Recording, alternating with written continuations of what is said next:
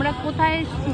Finally আমরা আজকে ঠাকুর দেখতে বেরিয়েছি। হ্যাঁ, ফাইনালি আমরা ঠাকুর দেখতে বেরিয়েছি।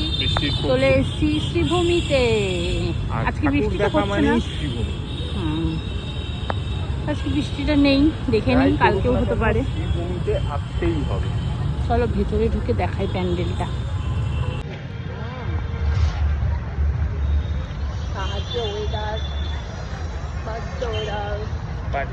weather is bad.